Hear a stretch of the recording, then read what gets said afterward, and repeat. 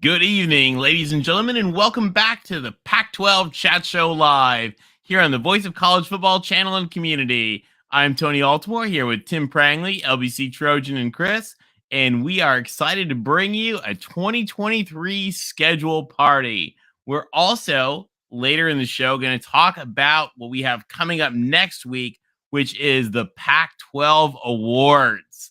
It is going to be a hooray for Hollywood moment, but on tonight's show, we're going to have everybody here in the chat, then you guys in the comments. If you're watching this afterwards, we want to hear a lot about who you think should be for awards, and we'll tell you a secret. They're not just your regular awards. They are some very West Coast awards. We're looking forward to it. Guys, welcome back. We missed you all last week. It's great to be back, Tony, Tim, and Chris. Good to see you all. I always think we're signing off for a hiatus, and then we come back, and here we are again. And here we are. I'm glad to see all you guys, as always. Of all the gin joints in all the world. Oh, well, guys, we had huge news today. Although, actually, it kind of happened yesterday, but officially today. And the Pac-12 released its schedule. So why don't we talk about it? This was pretty wild. We've got the schedule has come out now. We've got next year's season all set. A couple of things, certainly some interesting things. USC fans, some of them were upset. Some Oregon fans are upset. They thought USC was getting too favorable, so it's kind of debatable. One thing we do want to say, before it comes up, and John Wilner clarified this for everybody. The reason that USC has a bye the last week of the season is that was supposed to be BYU. The way that USC and Stanford have a relationship, and I just thought I would just put this out there for people to know, is that there's a three-way relationship with USC, Stanford, and Notre Dame that the Pac-12 respects. And what they do is Notre Dame plays the weekend of Thanksgiving in California, whether it's against USC or Stanford, and then the other one plays in South Bend in mid-October. So that really messes up the schedule. So USC and Stanford then always play each other in week 2 to compensate for that Notre Dame situation that's later. And the last several years, BYU has played whoever Notre Dame wasn't playing in California. With BYU joining the Big 12 and that not fitting with the Big 12 schedule, BYU canceled that game with USC. So USC had an available date, and they scheduled instead San Jose State, but San Jose State couldn't play the last game of the season, so instead it's a week 0 game to make up for BYU. So that is why USC has a week 0 game and no last week game. It is not a conspiracy for USC to have an extra bye at the end of the season. And Tony, San Jose State also had the flexibility to play week 0. It's because they're playing Hawaii. So they have a 13-game schedule. So they're allowed to play that week 0. That's why it worked out. And, that's why, USC didn't choose to get 2 byes. That's just how the schedule worked out. As you mentioned, with the quirks that happen when you have Stanford, Notre Dame, and USC. There's only so many weekends that you can schedule the rest of the conference, and that's the way it is. And the thing of it is technically it's not even really a bye, because it's just your season starts 1 week earlier and it ends 1 week earlier. Yeah. Everyone's saying we have 2 byes. We don't have 2 byes. They're not in the middle of the season. We have Tony, were Oregon fans were they upset because they thought it would be unfair for SC to have a bye before the conference championship game? Is that what they were upset about? No, they're upset because they would like to schedule USC and UCLA to visit the 1985 Chicago Bears every single week. And the thing is before anyone starts screaming the fact if you read, I love John Canzano, so I'm gonna pick on John Canzano just because I love him and respect him a lot. But he really is he wanted the conference to smite SC and UCLA, and the conference instead just gave the conference did exactly. I think they did exactly what was expected. I joked around with it with you guys before we started about how let's not turn this into a bunch of complaining about SC's last 6 games. but it's not like the conference. I don't think it's as far as some people have taken it, where it's like, it's a schedule, and I don't think it's necessarily like as vindictive as some people might think. But it's also not. I don't think it is at all. I mean, to be fair, it's not easy. Like ending the season in back-to-back weeks with no bye, like with Notre Dame, Utah, Cal, Washington, Oregon, UCLA, all back, like all back to back, is not an easy stretch. And even like I'm telling you, even that Cal game at Cal, I know that they're like not very good, but when you squeeze something like that into the rest of them, it all of a sudden becomes a lot harder, because like it's hard to be that good 6 weeks in a row. And I mean, if you're great, then you do it anyway, but that's a tough stretch. It's just like sometimes the schedule can not help you out. Whereas like however, UCLA, can I throw in one little kink? Yeah, go for it. I think that every single practice that USC has where they get to try something new called tackling will be better. Well, let me jump in really quick with 2 points on scheduling. I'll hit a little bit on USC really quick. Actually, Tim, before you do that, can I answer 2 quick questions from the chat? Hold that thought, because I just answered 2 quick questions in the chat. Oscar wants to know, why do they call it game 0 and not game 1? Because it's actually before the first week of the season. The first week of the season is week 1. There are some special games that teams are allowed to play in week 0, which is the week before week 1. And then to Matthew, Oregon fans all over the internet are whining like crazy. So if you have somehow missed them, I wish I was you. Okay, sorry, Tim. Go ahead. Well, there's 2 points that really need to be made. One, anyone out there is complaining preferential treatment, USC, blah, blah, they're getting a bye before this or that. Remember the situation. The games at USC and Stanford, but more so with USC against Notre Dame, makes any TV package or anything like that very desirable. That is a huge marquee game every year that USC brings into the conference. Every other year, sorry, we have the home game. So you need to take that on board. This is not something that was like, oh, just because it's USC, we're going to give them this. It was something that's been set up for decades, and this is just the way it's been run when USC plays Notre Dame, again, which helps out the entire conference. That's one issue. Also, the bye issue. If you notice, take a look at that graphic, Tony. Great graphic. A bye is usually in game 5, 6, 7, somewhere in the middle of the season, giving yourself a little, like a halftime, right? Guys beat each other up for 30 minutes, and then they get a little bit of time to kind of regroup and get back onto the field. USC's, take a look at that graphic. It illustrates it the best. No one else has a bye, not even week 3 or week 4. Everyone's week 5 and on. And that's pretty brutal. And USC's bye per se would be the Notre Dame game. But we've chosen to play the Notre Dame game in South Bend in the middle of October, because that's what we've done for 70 years. So we sort of do that to ourselves a little bit. Well, we could. Well, I don't understand that, because why don't we have a bye and when we play the Buffalo, move the Buffaloes or Arizona State or Arizona up. That doesn't have to be there in week 3. Not because we play Notre Dame in that week doesn't mean that we can't do it that way. They could have worked out a schedule a little different. But overall, I guess hypothetically, but they've already reworked the schedule. Like the schedule for Stanford and Notre Dame, or excuse me, for Stanford and USC is already sort of like reeked into a mess. And this happens, by the way, guys, this is not this schedule. This is, to you guys in the chat, this is every year that this happens. It's one of the reasons that the Pac-12 scheduling is so complex is because of what USC and Stanford do with Notre Dame. And then in the chat, if you don't know how it works, they propose a schedule and there's a vote. So all the schools vote on the schedules. The one that was adopted was opposed by 2 schools, and that was USC and UCLA is what people are thinking. Because again, if you look, UCLA, I mean, I don't know, Chris, yours isn't really. It's fine. It's fine. The thing about our schedule, I mean, it looks. I mean, I'll say right out the gate, it looks like another like 9-3, 8-4 kind of year.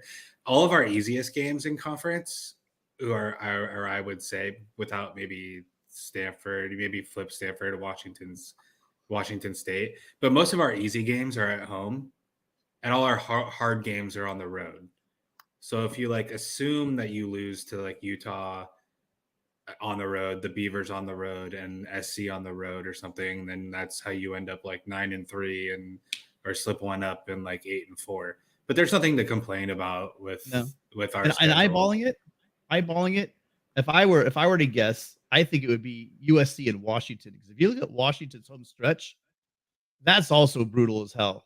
I mean, you got USC, Utah, then in Corvallis, and then the Apple Cup, which is the Apple Cup, right? So I mean, that's going to be there. And remember two other things. Washington has Oregon, which is their game that is, their arguably biggest rivalry in many of their minds. Then they have Arizona State, who they are cursed against. And then they both, for that game though, they do have Oregon and Washington. They both have a bye for the game, so no one can get. So I have one question but remember that Washington is cursed against Arizona State. In terms of like backloaded schedules, right? I have one question for you guys though. Do you think, because I sometimes kind of wondered this, and then I think it actually makes sense from like a hype perspective, is do you think the conference in a way tries to backload all of these schedules so that like you have a bunch of ranked teams at the end all playing each other in these huge games, and they all have, assuming they take care of business and don't like, don't slip up to someone they shouldn't lose to, right? The fact that like Washington, their non-conference game with like Michigan State notwithstanding, or Boise, I don't really know enough about them, but like their only conference game until the end, like that they could lose or should like theoretically lose, is Oregon, and then they have them all backloaded. Same with SC. Remember, to a lesser, Chris, you remember too, you're talking about Washington's last trip to LA and USC's last trip to Autzen and UCLA's last trip to the desert. So like those things are going to be like made into big deal events. Right. But if you look at the teams that are backloaded, right, it's mostly Oregon, SC, and Washington, and Utah, and to a lesser extent Utah. I would argue with UCLA and Oregon State early, it's not as backloaded as the others. Same with UCLA, because we play Utah early and Utah is good. It's not like we're playing Utah in November in Utah at the end of the schedule. But like the three of the bigger brands are all super backloaded. And to a lesser extent, I think that like also Utah, UCLA kind of are, and Oregon State too, as much as they can actually do it, right?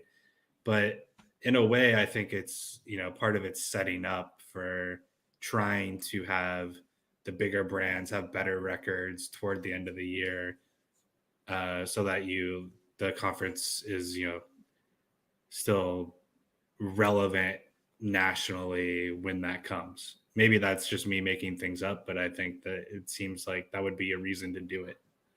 AJ, it's not hard. Just try to keep up, okay? We just explained all of that. AJ, I'm not sure if you were rewind. Rewind, because we actually just went over that. Ask somebody to explain the bigger words for you if you're having trouble following the idea, okay? But we just explained all of that. BYU canceled the game that was that week, so you can thank BYU. Can I make a couple comments on some of the other team schedules? No. Okay. Yeah, of course. Then I'll just talk about you. No, but I'm just teasing. And get it, and it's great. I love all these uneducated fans who think that USC is whining and how they get a favorable schedule. Look, man, it is what it is. It's because USC every year has the balls to schedule Notre Dame and has done so since the I think like 1927. So there's like 22 shared national championships when that game comes to play. Count them, like 14 freaking Heismans, 15. Whether you hate USC or you like USC, it's actually helped build the Pac-12 and give it credibility. Okay, it grew this brand. So if you don't understand that, then I don't know what to tell you, man. I don't know what to tell you. But there's a certain sports writer in Arizona who is complaining that he doesn't think that it's smart for Arizona to be playing an SEC team on the road. That's the kind of mentality that you have with some of the Pac-12 teams. I'm sorry if you can't play an SEC team, at their home stadium. And it's not like you're going to Georgia. No, you're going to Mississippi State. This is like a 7th or 8th, but that 7th or 8th best SEC team, Mississippi State. And this sports writer from Arizona, who I don't need to name his name, you can just find him on Twitter. But I'm sorry. If that doesn't work for you, join the Mountain West, okay? Join the Big 12. But for you to be dissing the Pac-12 like that on the scheduling, he actually thinks that Arizona or that Arizona's schedule is difficult. It's not really difficult. I look at NAU and UTEP are pretty tough. Yeah, I look at Colorado's schedule. Obviously, when you're at the bottom of the barrel, credit Colorado for opening up at TCU and then playing their longtime rival Nebraska, then their in-state rival Colorado State. Colorado has no breaks. No, and having to go to Oregon and then playing USC in Boulder. Those 5 games are nails. So if anybody has a right to complain, it's CU. Now, welcome to the Power 5, Dion. Right, and I want to know what. You guys, Coach Prime is going to get. But the thing about Coach Prime is I don't put it past him to come out of that stretch. Like, I don't put it past him to somehow be like 3-1 going into SC. And let me tell you something about this. This is perfect. I mean, if there is an SEC team in the Pac-12, it's ASU. You don't have to have grades to get in that school. We already know that. They play 8 home games. Count them, guys. 8 home games, 4 road games. And who the heck is that first game they're playing? I don't even recognize that mascot. Can any of you guys tell me who their first game is in the chat? I don't know. That's what I'm saying. Who is that? I'm sorry, which team? Northern Arizona. ASU's first opponent. Oh, yeah. No, that's Arizona's first opponent. Oh, ASU. Sorry. Yeah, ASU's first opponent. Who is that mascot? I honestly don't know, and I know most of the mascots. So is it Central Connecticut State or is it Southwest Missouri State? I don't know, but it might be Southern Utah. Okay, there you go. Southern Utah. Maybe. I don't know. They play 3 out of conference games at home, and they play a total of 8 home games and 4 road games. That is SEC. No, hold on, Rick. I was told by all the Oregon fans that the only SEC program in the Pac-12 is Oregon. That's what I heard. I could be wrong. Well, I think that's accurate, but maybe not. Somebody in the chat asking about USC plays LSU next year, and then they play. Yeah, and after that, so I don't know. Whoever is saying like nonsense, and guys, one thing, this is a Pac-12 show, so if you do come with lots of like SEC, not like this person who's talking SEC nonsense, we will just like take you out of the chat for the night. No, both UCLA. This is not an SEC show. Both UCLA and SC have LSU next year. Yeah, they think they both do, right? Go out, and by the way, kudos to LSU for scheduling that. By the way, like LSU used to have really weak scheduling, and LSU has like great scheduling now. LSU and Georgia deserve props for scheduling, and poor Georgia. I don't want to dwell on SEC, but like Georgia has a pretty weak schedule next year, but it is not Georgia's fault. It is because they had to cancel the Oklahoma game because of the Oklahoma moving into the conference scheduling. And they had scheduled Oklahoma. So, like, don't let anybody, like, talk smack to them about that because UGA scheduled to put up a good schedule. And between an annual game. Yeah, and to John, yes, exactly. LSU, John, for the past, 15 years has done phenomenal job scheduling non-con. Like, phenomenal. Like, they didn't for, most of the 70s, 80s, 90s. And then LSU's really been a leader in scheduling phenomenal non-conference game. So, go Tigers with a GEAUX. Yeah, after USC and UCLA, they probably will stop putting LA schools on their schedule. So if anyone's going to talk smack about USC, every year they play Notre Dame. They've never played an FCS schedule. So you're probably the pick. In fact, as of this season, USC will be the only team to have never played an FCS game. Yeah, UCLA last year and Notre Dame this year have caved. So that's Yeah, and I give UCLA. And by the way, to our Bruin fans and our Irish fans in the chat, I give you guys some credit. You guys are playing HBCUs, and you're not just playing like powder puff games. You're playing HBCUs, and there's a lot of importance to that.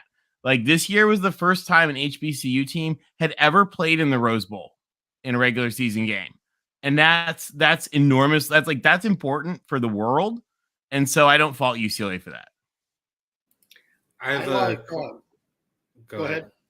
I was going to say I like Oregon's schedule. I like what they're doing. They're going on the road to Texas Tech. That is going to be a shootout. That is a very tough team to play in their home stadium. And they get a bye. Yeah, that's a great game. Yeah, they get a bye just like Washington, and they got to play their bitter rival on the road in Seattle. Then after coming off of that game, they got to play the Cougs, and the Cougs gave that game away last year to Oregon. That's going to be a tough game. And then you have to go on the road to Rice-Eccles to play Utah. So those 3 games in a row are tough. And you got to look at it from the other schools and basically those 3 games, 2 of those teams will be preseason top 25 teams. They finished in the top 25 last year, and that'll be Washington and Utah. But that's going to be a challenging stretch for Oregon. So 2 things. If you want to talk about like rough scheduling, we were concentrating on like the backloaded schedules, right? But what Utah has done to itself with its out of conference scheduling, is like they have Florida at home, and then they're Baylor on the road, who wasn't what they were, like 2 years ago, last year, but very well could be back to being relevant and good again. And then they have, I think that's Weber State or something. And so that's like the quasi bye week. And then it's UCLA and Oregon State.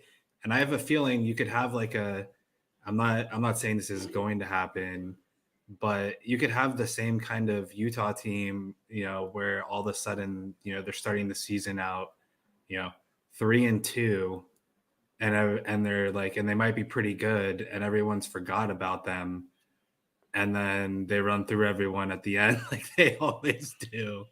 Hey, USCJ, right? Like it sets up perfectly for exactly who Utah is, where they start out slow every year, everybody forgets about them, and at the end of the year, they're in the conference title game. USCJ, thank you for the $5 super chat. You are definitely one of my favorites. I watch all your shows. You and John Walker are killing it. Oh wait, is that the USCJ? Those of you guys out there, if you have a chance, USCJ. Go check out. I watched recently. He had, if you're a USC fan, he had Darwin Barlow on there, running back for USC. Great kid, great interview. But USCJ, thank you. Fight on. Love your show. Thank you, USCJ.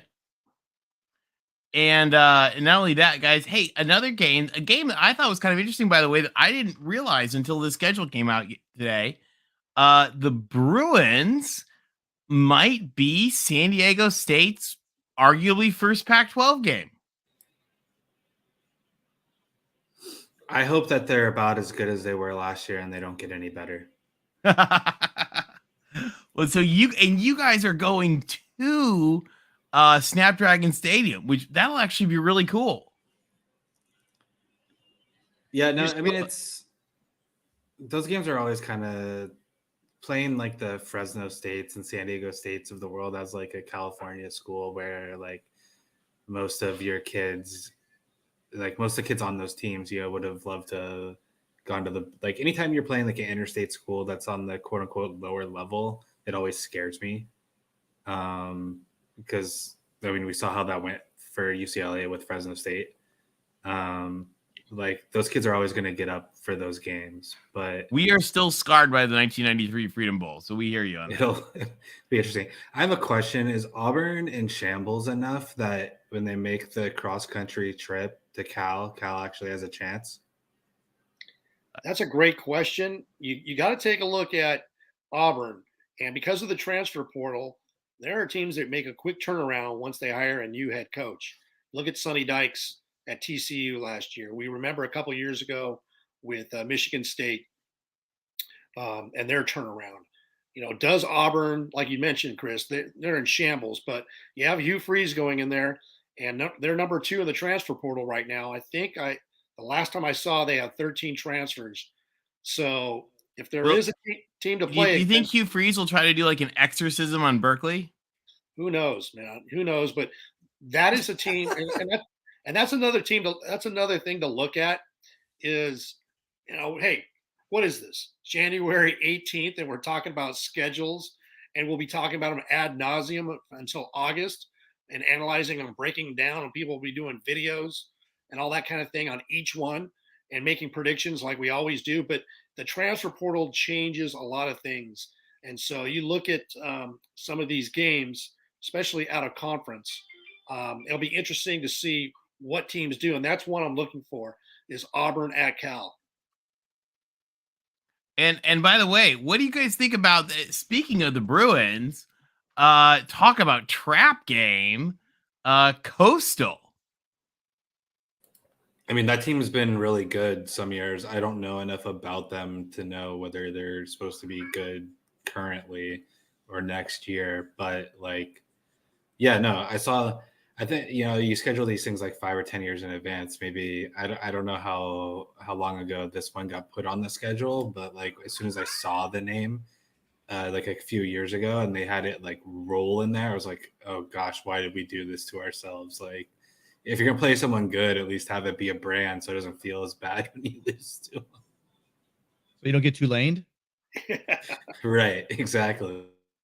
We didn't choose that one though. But yeah, Tulane, and nobody's allowed to tackle.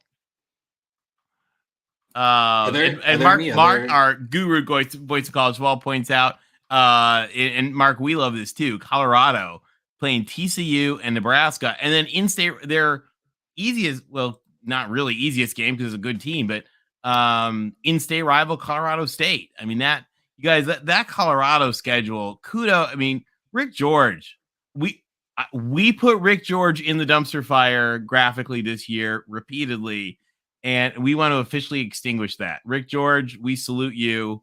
You got Coach Prime in, you're redoing it, and you got a schedule here that really I think should be the model for the country. Well, it's a model, but most likely, unfortunately, because I think he's bringing guys in there. But if you look at the first 5 games, he might be opening up 1-4. But Nebraska, see how much Nebraska, see how much they can rebound. I know they got Matt Rule with Rule, but and how about the Huskies?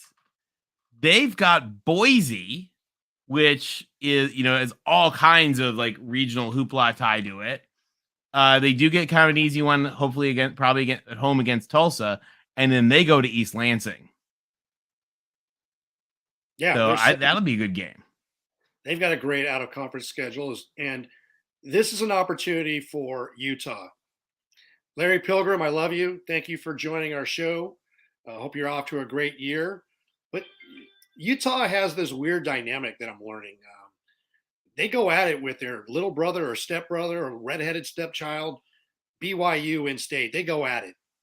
And, they want to see who's the best in Utah. But, and they got these fans that, hey, we're back-to-back Pac-12 champions. We beat UCLA and we beat USC and Caleb twice the same year. You know what? That's like nirvana for them. And kudos to you guys. Congratulations. But win a Rose Bowl. Win a big game on a national stage when it matters. You lost 2 in a row to Ohio State and to Penn State. And that Penn State team was coached by James Franklin. Clay Helton beat James Franklin. And that team was a lot better. Perhaps you saw Saquon Barkley kick some butt for the Giants in their NFL playoff game victory, okay? And Gesicki is a tight end for the Miami Dolphins. There are some great players on that Penn State team. So now Utah, you get respect in the Pac-12, but nobody outside the Pac-12 respects Utah. They don't.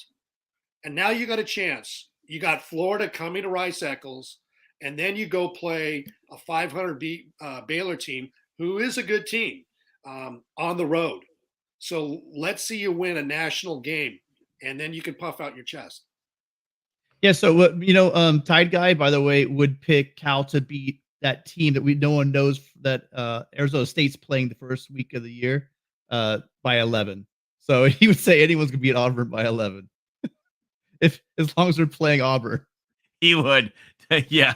Who is that Southern Utah? Hold on, guys. It is. In the It chat, is Southern who Utah. are they playing? Yes. Yeah. It is Southern Utah. Yes. So I'm saying, Okay, it's Southern Utah. Okay. They're an SEC team. Come on now.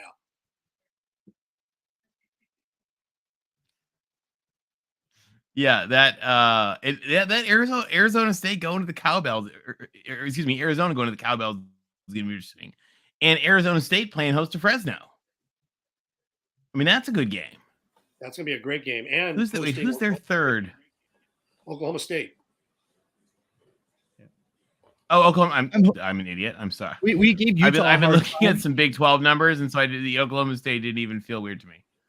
We gave Utah a hard time a minute ago, Rick, but Rising went down that game. It might have been different if he had been healthy. But my curiosity this year is going to be, is he going to get healthy in time to play Florida? That was a severe lower leg injury that he had. I don't think it's been has it been disclosed what the actual injury is yet? I'm not even sure if it has. But no, and they cited HIPAA as a reason for not disclosing, which is an interesting thing to do. Yeah, very interesting in off season. But I think they can get some redemption. We've been calling for it. Now we have an SEC team coming to play at Rice Eccles, and I'm hoping he'll be healthy. You guys can show out. I'd like to give a shout out to Connor and Oregon State for making it be true that UCLA isn't the only team not playing a Power 5 school. So thank you, Connor, for joining UCLA and not having a Power 5 school on your schedule. It's good looking out. Although that may change in the next couple of weeks. Right. Yeah. Maybe. Yeah. Maybe it is a Power 5 school. You guys might both get. I mean, that could San Diego State's welcome to the conference could be playing UCLA and then hosting UCLA and then going up to Corvallis. San Diego State can get introduced to what happens when you go to Corvallis at night. I got a question. And San Jose State. And some of you guys don't know, San Jose State was originally supposed to be one of the founders of the Pac-12. It was when Stanford was being really pissy and they were going to leave Stanford out to die alone. And San Jose State was actually going to be one of the original 5. But we got San Jose State opening with USC and then hosting Oregon State. So Oregon State's going to San Jose. In fact, Oregon State has 2 games in San Francisco this year. That's kind of cool. I got a question for everybody. We're still waiting to hear on the Pac-12 media deal. Do you think Kliavkoff is waiting or is going to announce if there is a possibility of 2 new members or more? Do you think that that's going to be tied in with the new media rights deal and that'll be announced along with any potential new members? So they've said that it will be announced shortly after. So the media deal will be negotiated and it will include escalator clauses as appropriate. And that then they will do the expansion after the media deal, but negotiated together with the media deal. I will tell you that I have heard reports that the conference is still evaluating 3 options. And that those 3 options are: 1 is to stay at 10 teams, 1 is to add 2 teams, and 1 is to go to 16 teams. Adding 6. And that the Pac-12 leadership will be in cooperation with the TV partners is evaluating the math of those 3 different options, and that we should not be. I'm told, again, this is not, we'll see, but I'm told that we should not be stunned to see any of those 3 options, but that those are probably the 3 options that the conference is looking at. So again, one would be to stay at 10 for the Pac-10, one would be to stay at 12 for the Pac-12, and one would be to finally realize Larry Scott's dream of the Pac-16. And supposedly there are a number of institutions, more than we would think, not all in the regions we would think, that are potentials. So we'll see. Have to keep posted. Check it out. Are there any other games or spots on people's schedules that we should highlight? Obviously, Wisconsin looking for revenge, but this time in the Palouse. Yeah, Wisconsin and the Palouse is kind of Wisconsin. You guys, I didn't even notice that over there in the corner. How long is that commute? Wisconsin's going to the Palouse. That's going to be a good game. Is that going to take them like 14 hours to get there? I was going to say, is that going to take them 14 hours to get there after they fly and then get on the bus and then it takes? Well, hopefully their plane won't tip over like USC's. No, they have that little airport. They fly. I think they fly into Lewiston, and then drive up like a half hour or whatever. Yeah, that's gonna be interesting. You got two new Big Ten coaches that are actually going to have games scheduled in the Pac-12 with Matt Rule in Nebraska playing at CU, and you've got Wisconsin going to, you mentioned like the Palouse with Luke Fickell. So we'll get to see these new coaches come into the Pac-12. And to answer, Dave has a couple of questions. No, Dave, it wouldn't be the Pac-12 blowing up. It would be the Pac-12 adding a number of institutions that fit very well with its institutional goals. And then they fly. No, Dave, actually, the teams do not fly into Spokane. The teams typically fly into Lewiston or into Pullman. Typically into Lewiston, Idaho, which is like, some of you guys don't know this. Washington State is, well, actually, some of you do from the murder situation with the University of Idaho. Washington State is right on the Idaho-Washington border, way out east, and so you land. Usually you land in like Lewiston, Idaho, which is like a little airport. They do charters into there, and it's really easy for the teams. It's a pain for the fans. So, like Dave said, for fans, they usually have to fly into Spokane and drive. I'll tell you guys something else that that strikes me looking here at our schedule. One of the things, and this happens in the SEC too. It happens in the Big Ten as well. But we have so many teams that are making phenomenal investments and phenomenal improvements in their teams. Just, I mean, really, really phenomenal improvement. And the problem is you come up against a math limitation. And we may do some stuff with this on a future show, but you have two teams play and somebody has to win and somebody has to lose. And in a Pac team winning 5 games this year is going to be absolutely different than a Pac team winning 5 games the year before last, when they were at their historic low. So, you're going to have like some good teams that lose 4 or 5 games, I think. Yeah. And with so many good teams, I really do think it makes other teams harder to play, in the sense that, so I talked about Cal being in the middle of that murderer's row for SC, right? And how that kind of makes that game and that spot a little bit harder. But if you actually poke around and look where Cal plays people, there's like 4 or 5 instances against big schools where if that Cal team is any good, and I'm not saying like all of a sudden this Cal team's going to go on a tear and win 8 games or something, but if they're like good enough to be decent, there's like 3 or 4 spots for Oregon in between Utah and SC. For Oregon State in between Utah and UCLA. For Stanford, even though it's their rivalry game, so they're going to get up for it no matter what, in between Oregon State and Notre Dame. And then for UCLA after the SC game, which for UCLA fans is always like a fear of a letdown because it's like after the big rivalry game. And then again for SC in between Notre Dame, Utah, Washington, Oregon, and UCLA.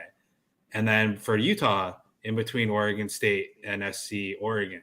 So there's like, on one hand, it's like, okay, well, at least like they played the lesser team or whatever in between those games. But I feel like when one of those spots,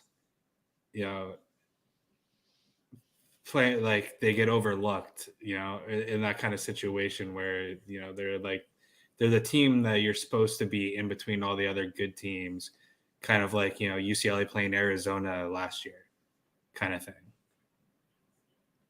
Yeah, no, it's like you think you can take a breather because it's Cal, but I think you pointed out earlier, Chris, it's the last time USC is going to be playing at Cal for who knows how long, and they'll have it ready for USC. There'll be a lot of vitriol, a lot of hate there. Another interesting point that I saw with the scheduling, there's 3 teams that play 3 teams in a row, Pac-12 teams in a row, that were ranked in the final top 25 last year. And that is ASU, Washington, and USC. If you look at ASU, they play at Utah, at UCLA, and then Oregon at the back end of their schedule. And you look at Washington, Washington has at USC versus Utah, and then in Corvallis against Oregon State.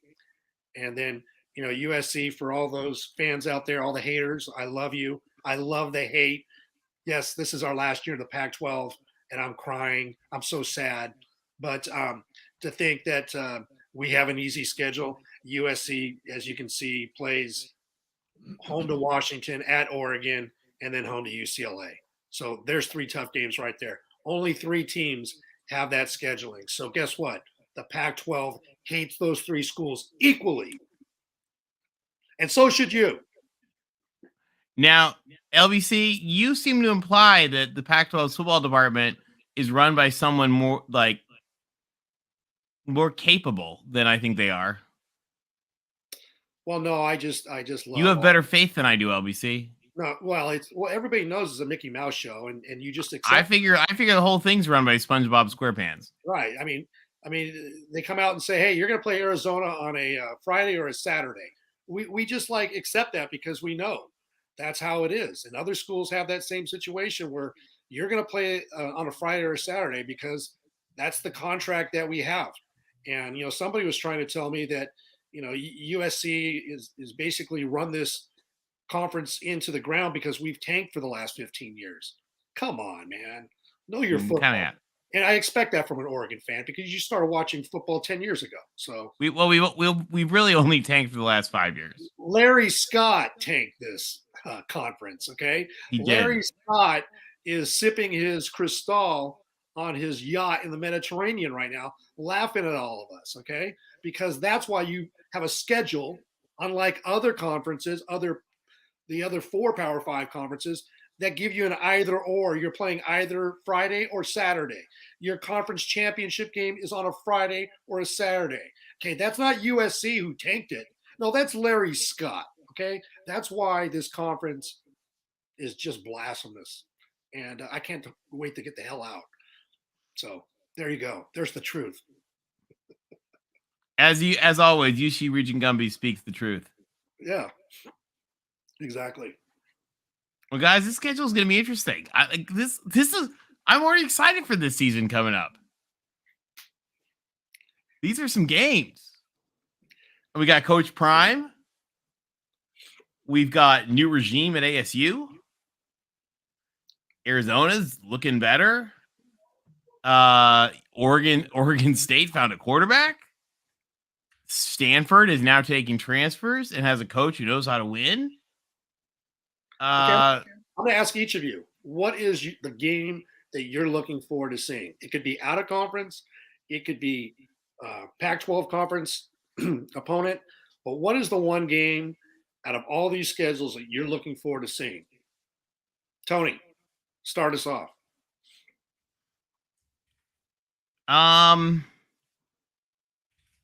I'm looking forward to USC UCLA.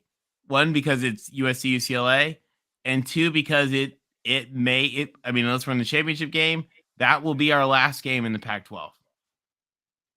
I think that there's going to be a lot of rigmarole and excitement and emotion and history in that game. And I think that that's going to be really special.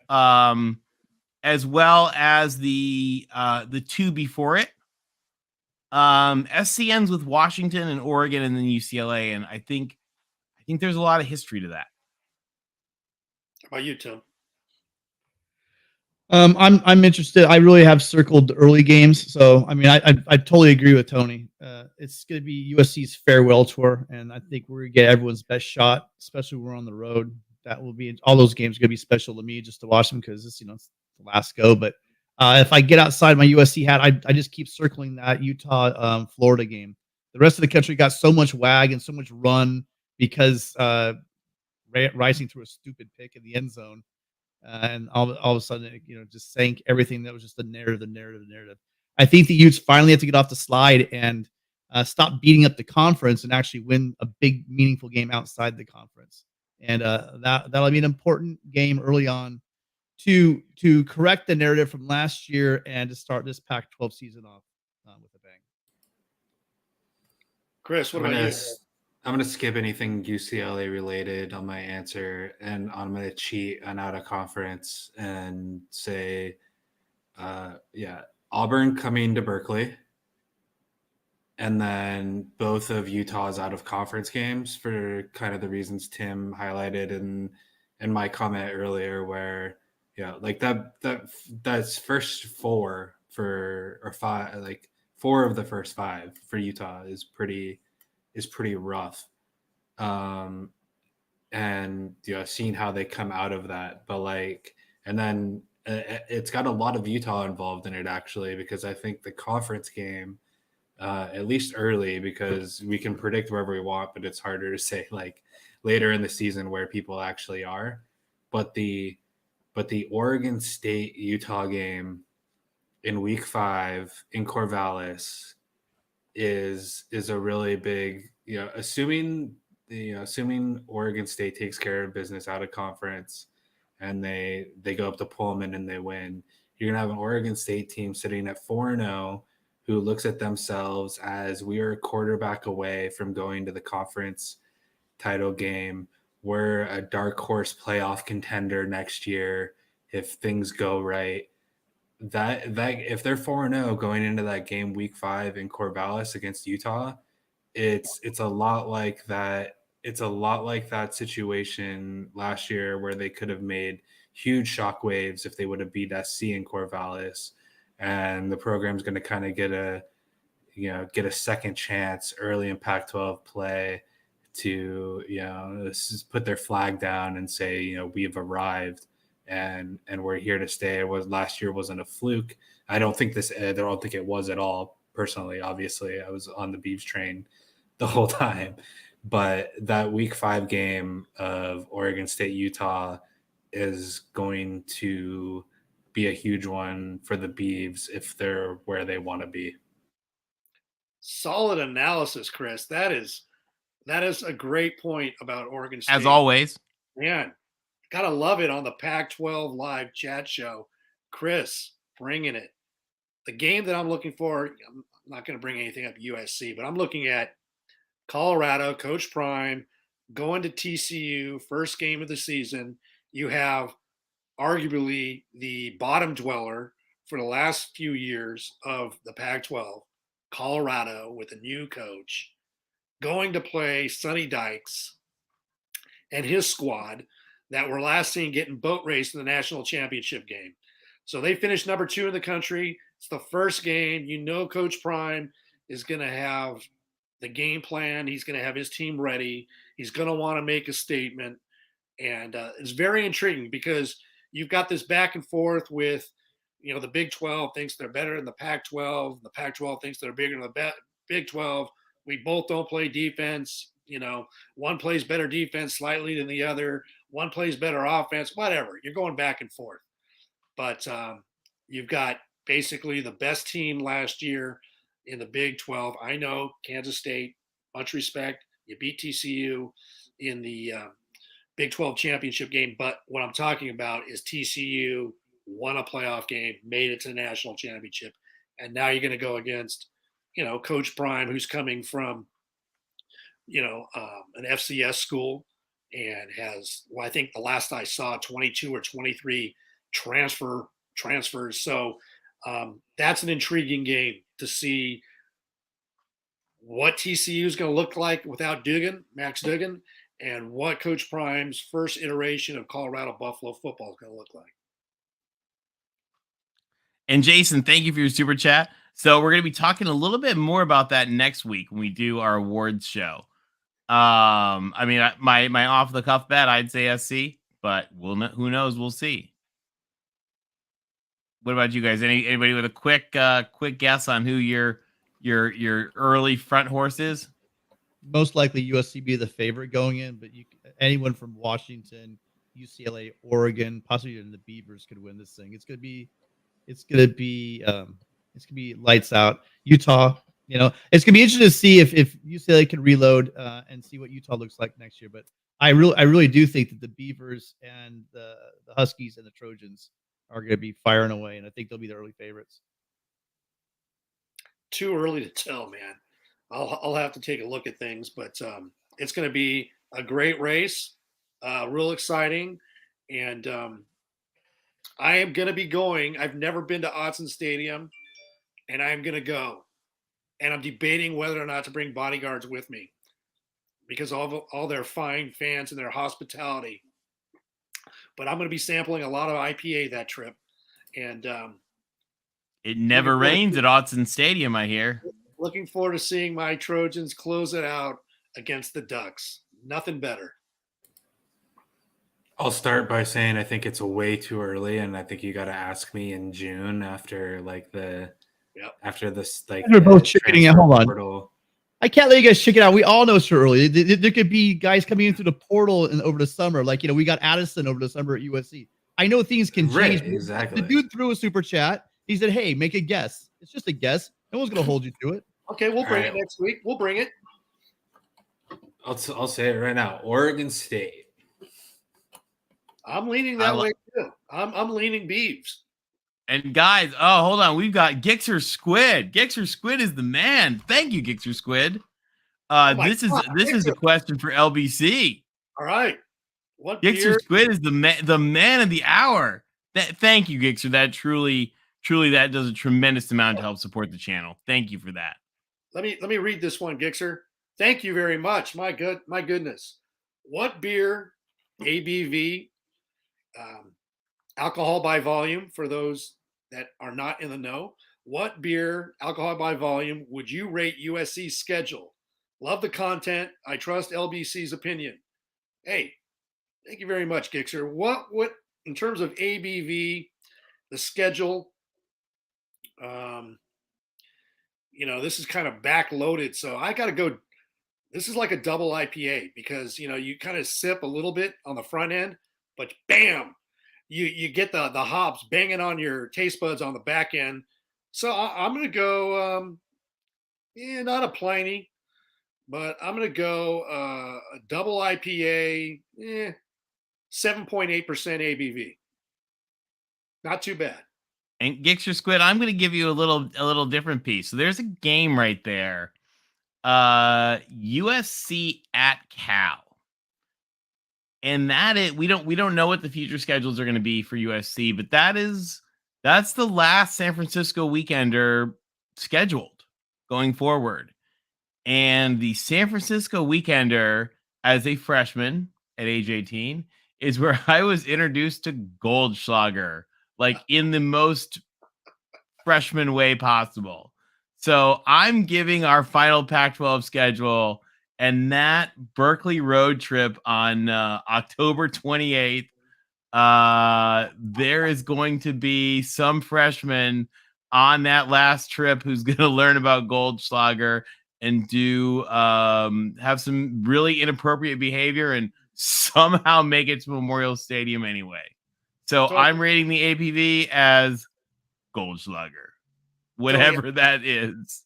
Tony, I thought you were going to say something else because on my freshman year, I'm sparing you all the stories of that debaucherous weekend.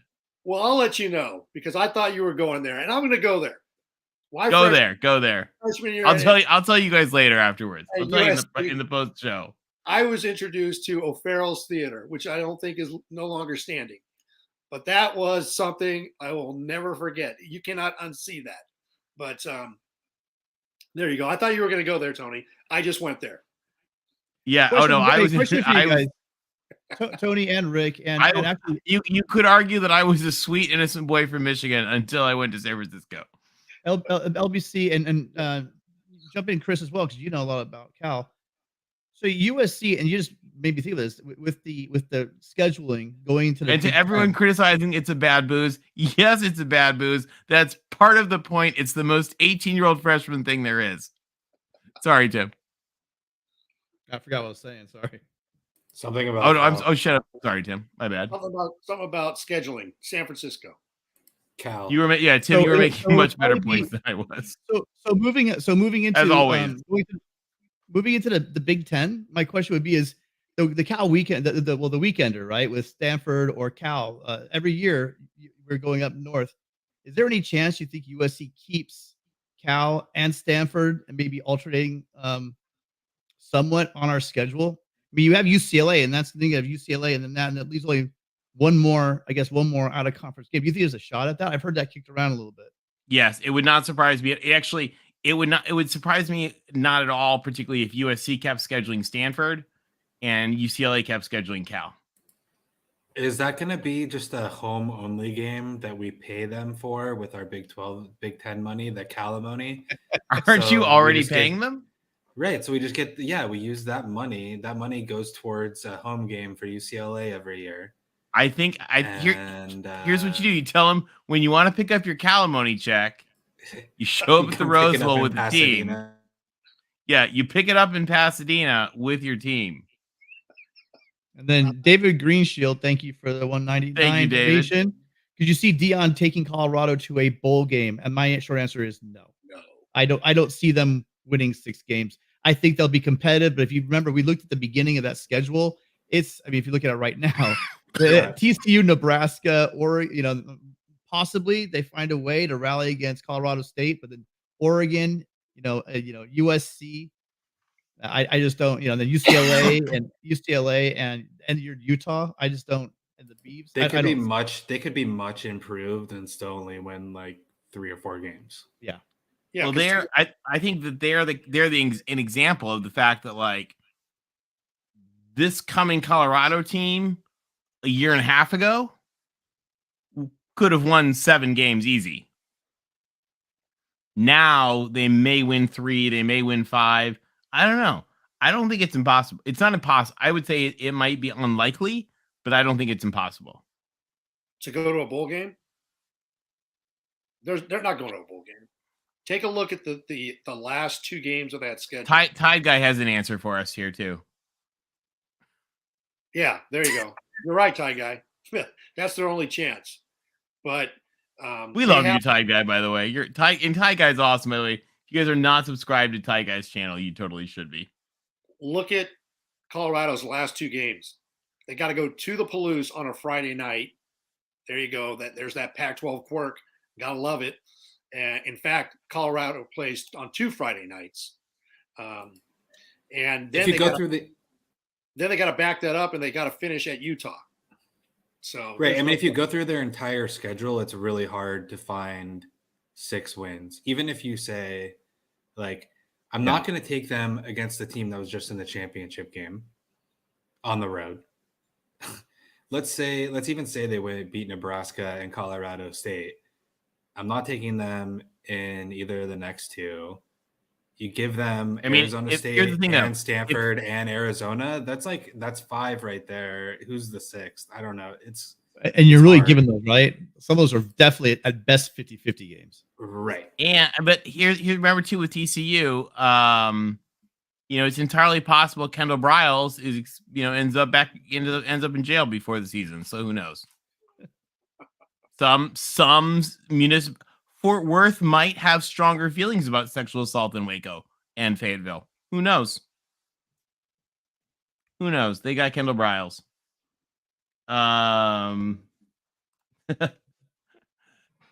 Gubby says the first alimony check is going to be used to pay for new dirt on Site 1. Oh, I like it.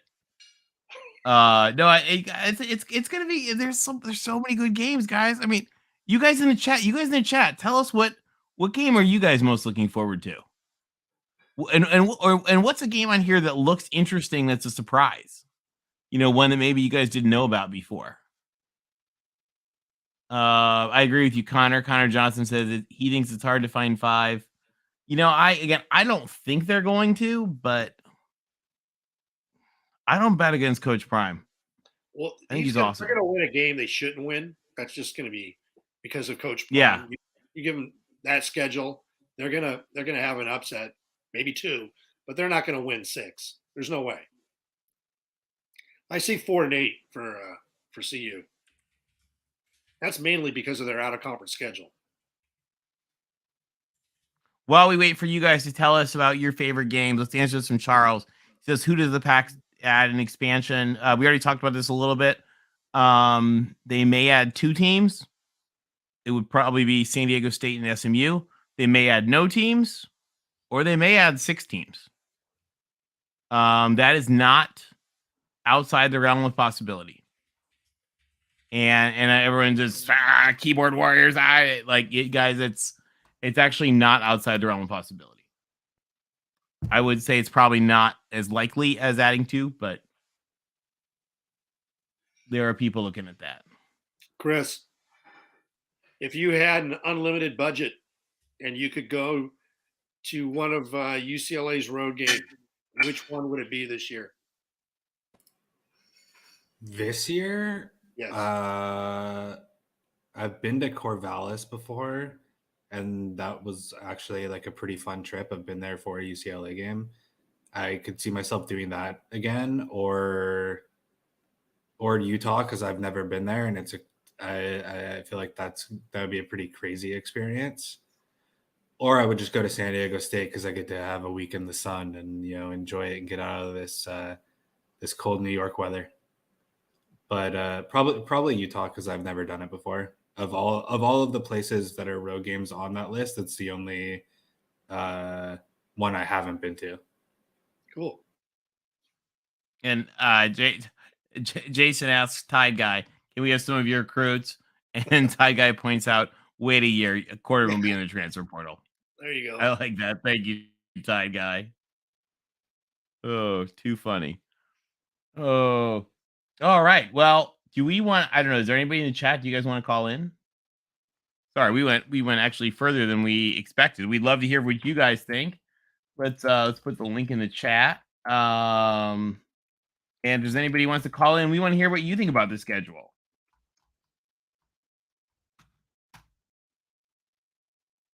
And as we wait for that, should we talk about the awards? Give them a little sneak peek. All right. Next week, guys, we are going to have the Pac-12 awards, but we want some input from you guys tonight. So LBC and Tim, you guys want to take it away? Tim, tell them kind of the format, what to expect. Well, next week we are going to go over whatever traditional awards, and we'd like for you guys, if you have any suggestions for us, for players or coaches, to go ahead and leave them in the comment section after the show. But we're going to be giving out your traditional awards like Coach of the Year, Player of the Year, Offensive Player of the Year, Defensive Player of the Year, maybe Freshman of the Year, and then we're going to have some transfer portal guys. Who are the best defensive and offensive transfer portal guys? So we're interested. And we're going to have special awards too. Well, we're leaving those. That's a little Easter egg we're leaving for the end. We're not divulging those. We just want to hear what you guys have for the more traditional awards. So we have consulted with the biggest minds of all of the conferences for them to share what they have told us are their core values in the award that they wanted to present. So those are our special thank you to all of our listeners. You'll have to tune in to watch those.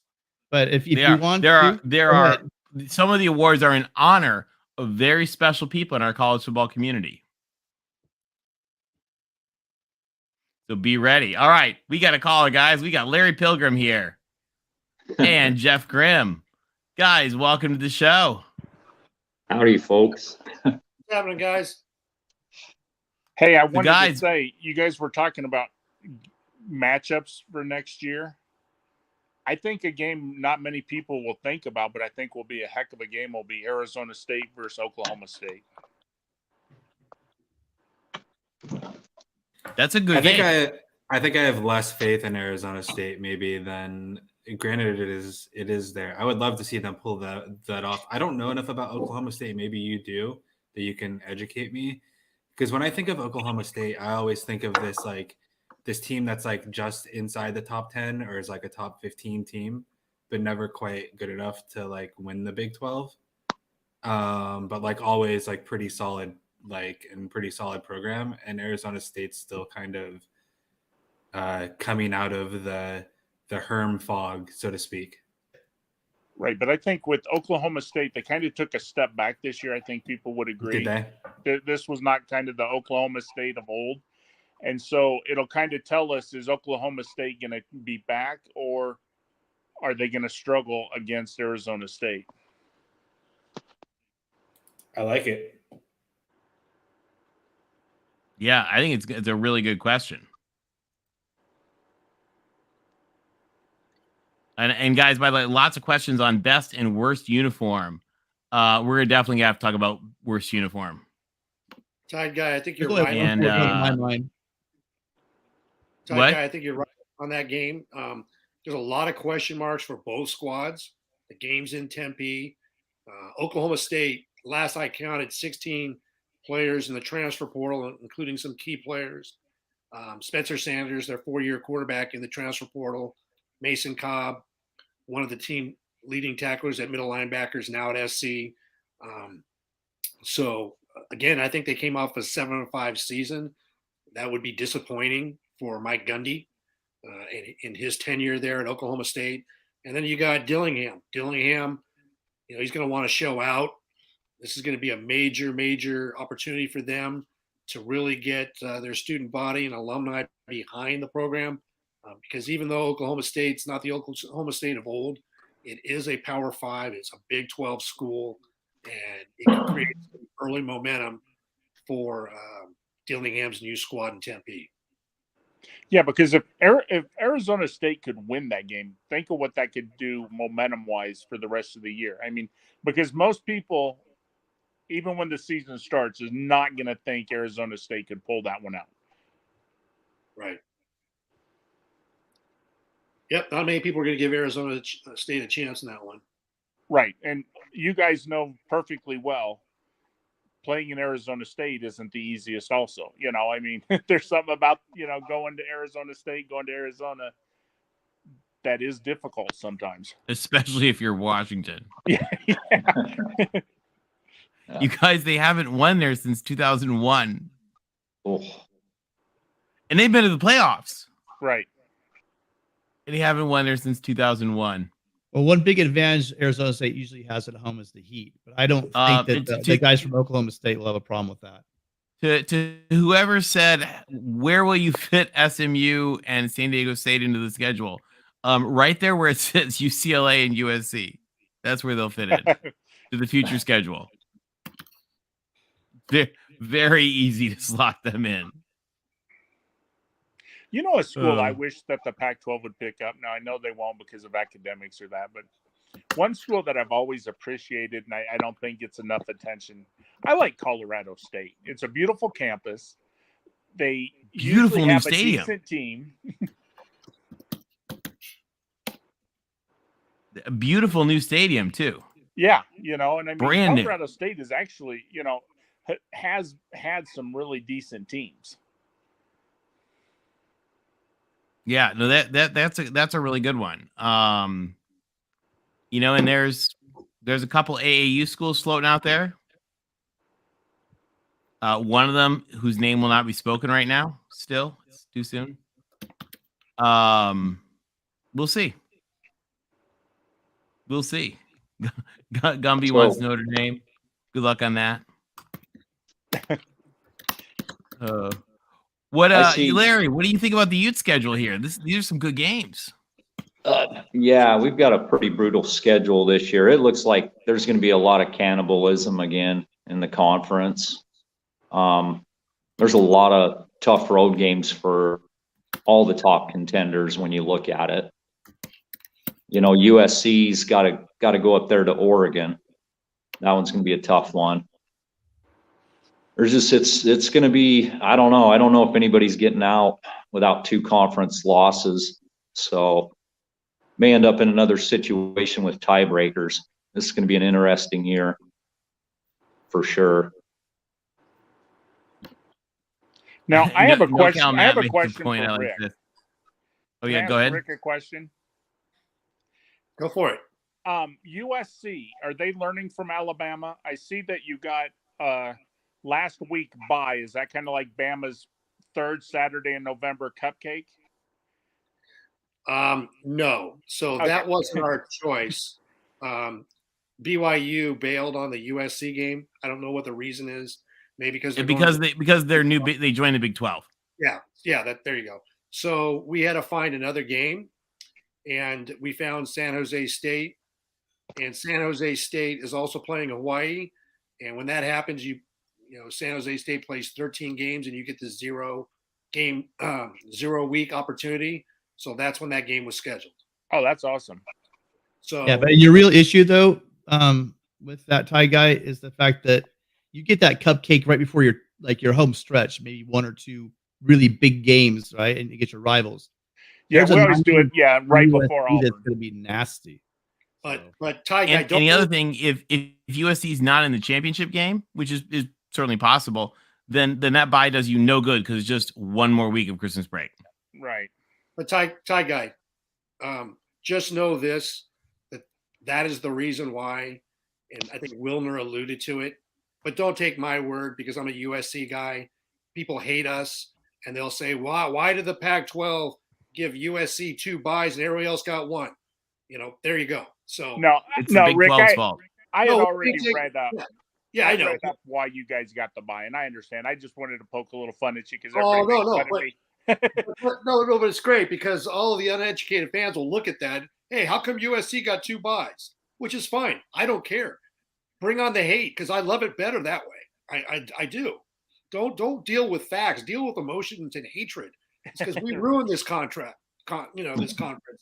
We lied. We lied to people both based on the commissioner, and we took money and we're spoiled. Yes, we are. You know what? And we're loving it.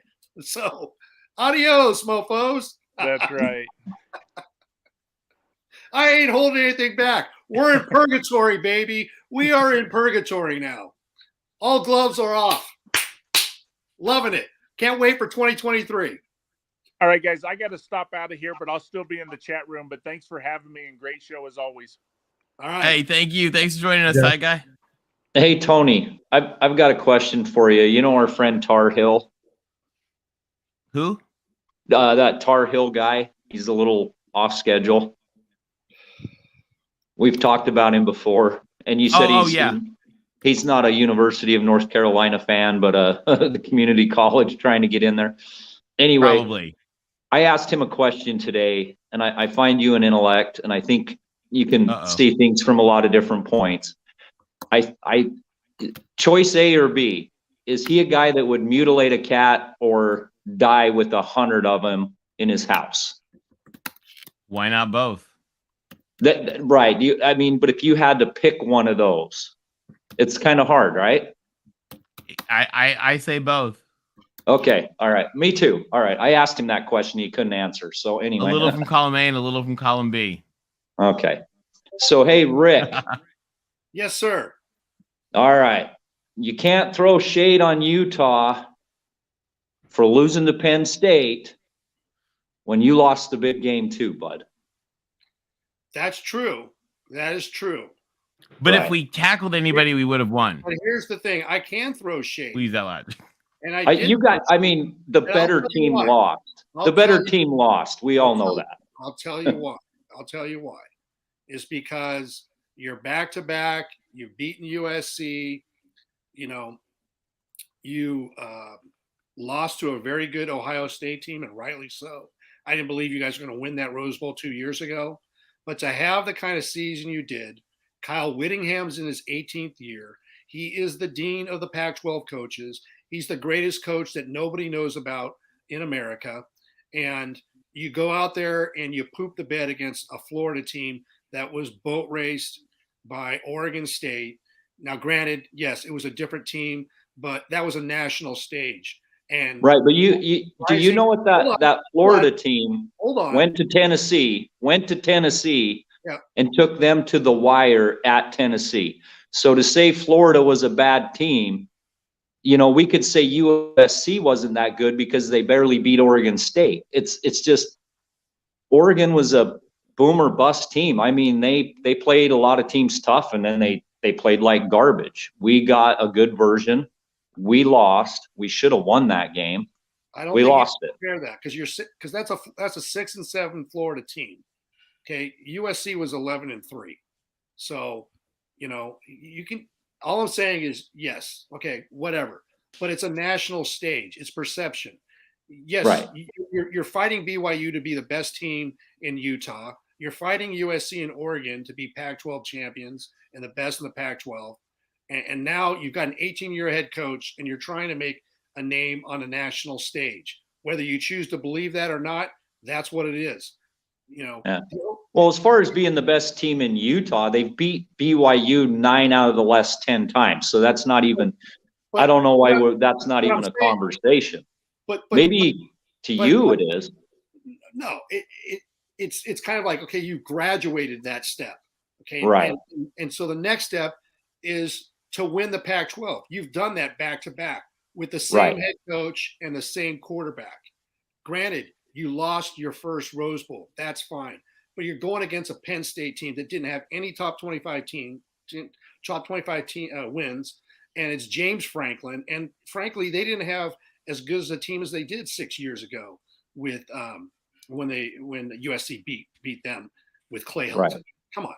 And so you lost that game. Hey, I understand Rising got hurt. It's all part of the game. That's why, you know, but it is what it is. So now you got the chance. You're going to go out on a national stage and play Florida at home, and you're going to go play BYU. Win the national game to get respect. Right. Well, let me give you a little information. Utah has been punching above their weight class for 20 years. For 20 years. They played USC, top 10 roster 2 years ago. Oregon, top 10 roster. Florida, top 14 roster. Ohio State, top 3 roster. Penn State. Bad news, Larry. Yeah. You're not punching above your weight. You're now in the heavyweight. You took total. Utah has. No, Larry. You guys are no longer punching above your weights. You're in the heavyweights. You've been in the We just now, for the first time, broke the top 30 in recruiting, Tony. We've had 2 top 30 classes for 2 years. We just now broke the top 30. We've been competing against teams who have 4 stars at every position practically. We've got 3 stars and 2 stars. That's what I mean by we've been punching above our weight class. No, Larry. I'm sorry, Larry. I wasn't teasing. I was teasing you into complimenting. Like, oh, right. Because so no, that's no, what it's I was just, saying. I was saying I you get guys, what Rick is saying, and I you're cannot the Pac-12 argue champs. with Rick. To take the next step, you got to step up and be consistent and win the games that you should win. There is no disagreement there at all. It's just, you know, he's been building the program, and like I just said, we just for the first time in program history are in the top 30 in recruiting. And look what we've done for 10 years, being from 30 to 50. So yeah, Utah's awesome. That it's hard to get where USC is or ever will. I don't know if Utah is capable of ever reaching that. Just they don't have the advantages. But do you want the easy path? You just stop tackling entirely. Oh, that'll come in time. If you got just don't get rid of Grinch before this last year, please. Yeah, just don't keep it one tackle more anyone. year. That's the easiest way to copy us. Yeah. So no, I there's a lot I can't disagree with you, LBC. Our top 3 production guys, we didn't have them. You know, we don't have Caleb Williams, who can throw a damn dart 50 yards on one leg, who's throwing to 4 or 5 of the most talented receivers in college football. We don't have that. You take out the few weapons we have, and then you take Cam Rising. I mean, it's just it was going to be a tough game with what we had there. When he went down, it was like, oh boy, you know. Larry, in all honesty, it's like if you've ever had a coach, if a coach says nothing to you, he could care less about you. If he's in there busting your chops and busting your balls, it's because he cares. Right. Okay. Yeah. I like Utah. I like Kyle Whittingham. I've watched what he's built for the past 18 years. And you're right.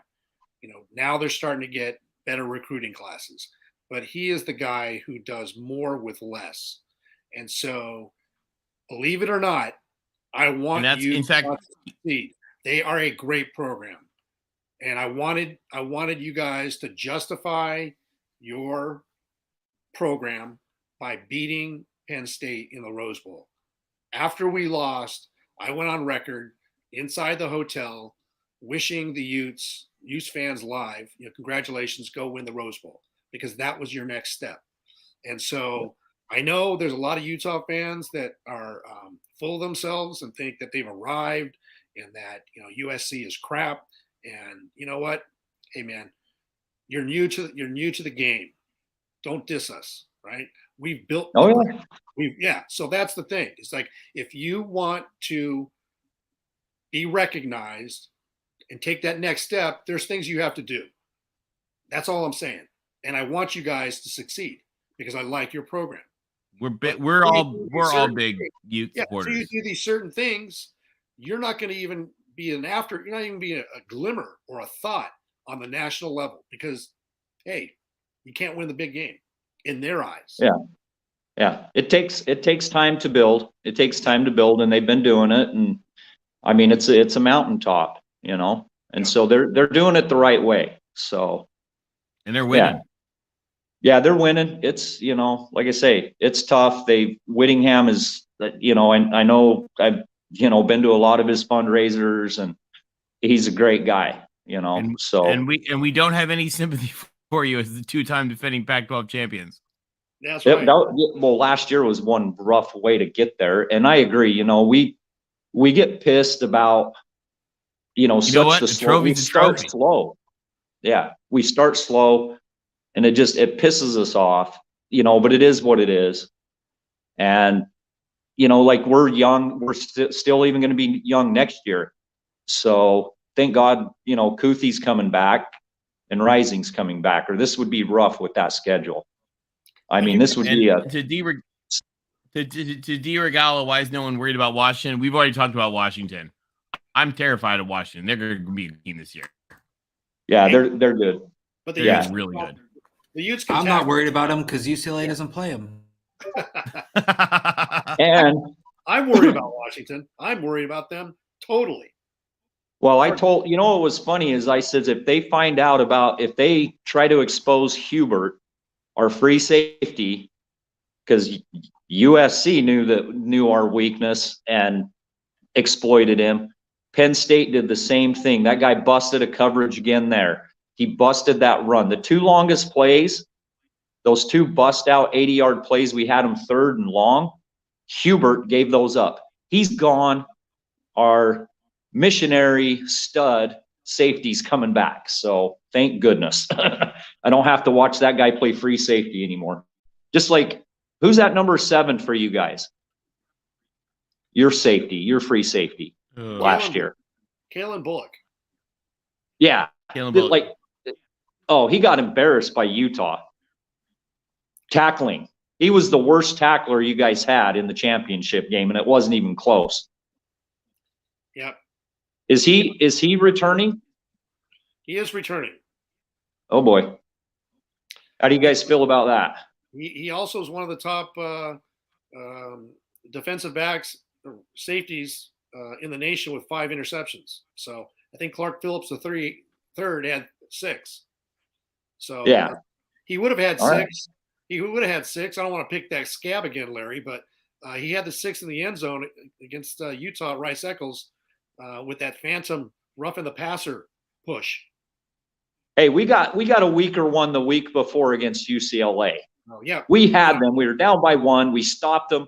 Our guy didn't even push him to the ground, and we got called. Yeah. So well, I know. I'm just saying he would have had. I 6. know that's a rough game, and But you kicked our ass, Larry. You kicked our ass twice.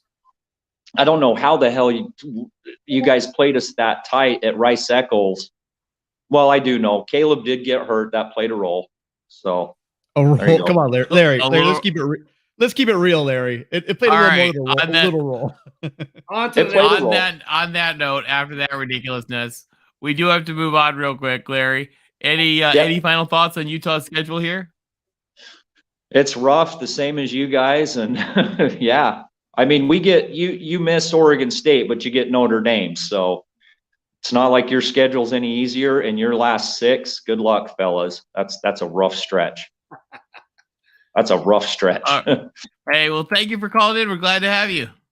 All right, glad I could stay awake this week. Hey, we'll take it. Coffee helps. All right. Okay. Talk to you soon. All right, coming in, we've got Will ND and David. Guys, welcome to the chat. What's up, everyone?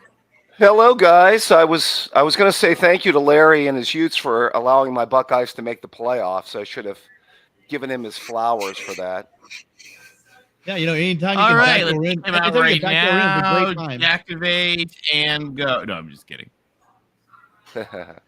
Just teasing. Well, I mean, Hey, we're glad to have you, by the way. Yeah. It's good to lose to see you your guys. rival by a couple of touchdowns and then backdoor in. That's you should thank him. Hey, you know what? In an imperfect year of college football there, Tim, you have to take it. You know what I mean? It wasn't. I got you. I mean, I only wish that field goal would have gone the other way, obviously, or that whole entire fourth quarter. But, it is what it is. Pac-12, what do you got for me? Yeah. Well, by the way, love the quarterback play coming back. I said last year you guys always gave me 08, kind of Big 12 vibes.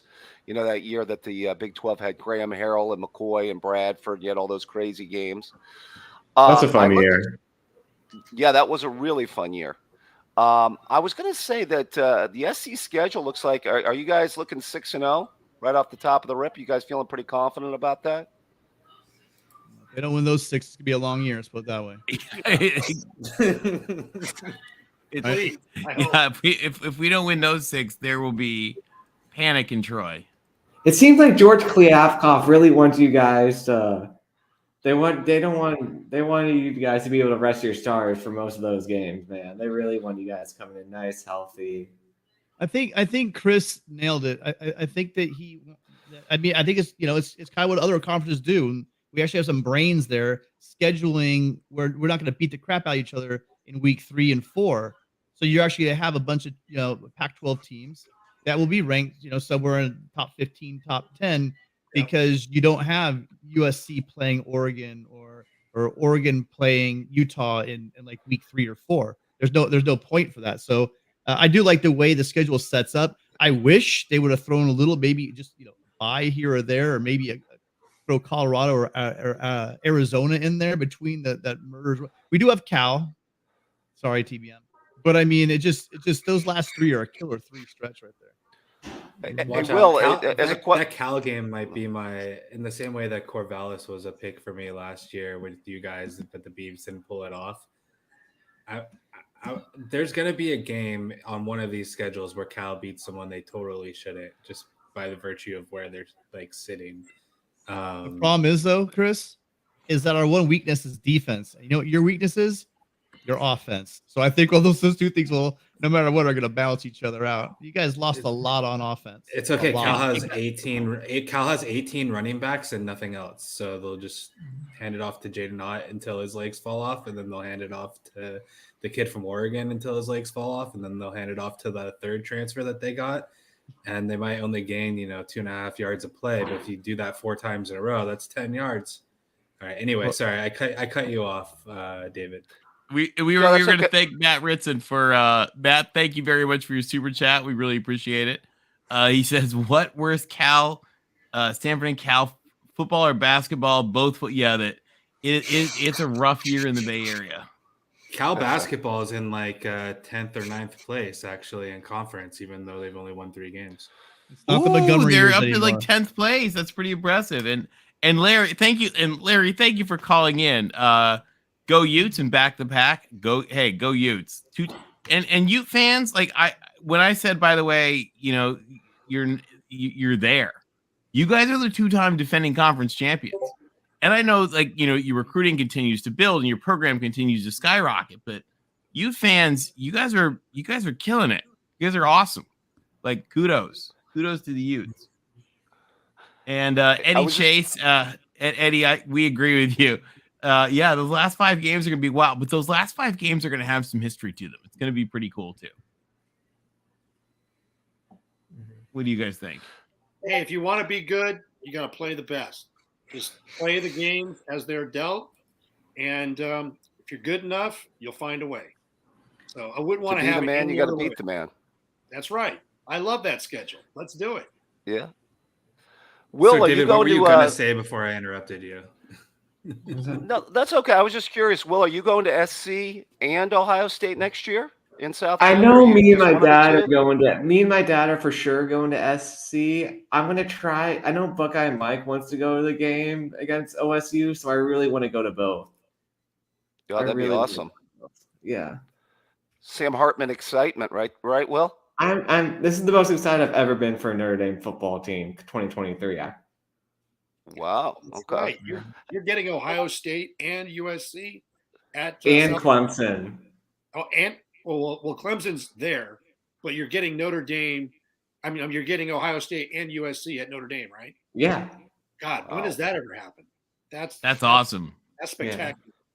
Yeah. Mm-hmm. Will, wait, can I tell you, Will, you are one of my favorite moments of this football season.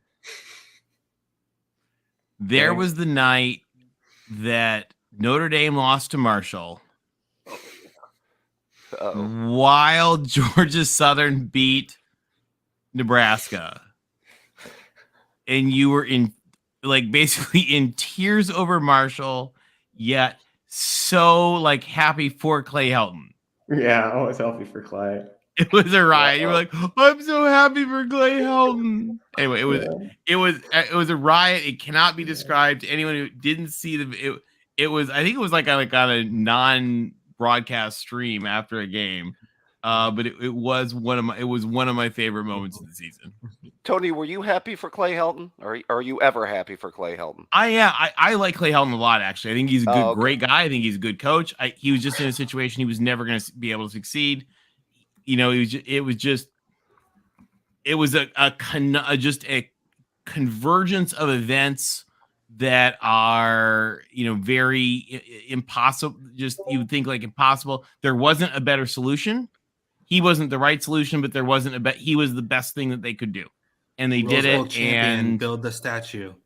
Rose Bowl champion, build the statue. Rose Bowl champion. I'm just glad that Ohio State was able to break the streak against USC by beating that Sam Darnold team that year in the Cotton Bowl. So that made me very happy. It doesn't work the first 7 times. You might get lucky the 8th time, and you did. Good job, Ohio State. Tim, I still say that game in 2009, Tressel just, whatever the bed in the fourth quarter, but that's neither here nor there. And that was just a great freshman Matt Barkley marching down the field with rest in peace, Joe McKnight, shredding your defense team. Average SC team, Tim. That was one of the weaker teams of the Carroll era, if I'm not mistaken. Probably was. And we walked to the shoe and came away with a W. You did. I will say this, by the way, is Bo Nix on the 10-year college plan? Is he going to get Social Security and pension? How long has he been playing college football, by the way? This is going to be his 6th year. No, 5th year. This is going to be his 5th year because he was. But Oregon does have a kid that is in his 8th or 9th year, actually.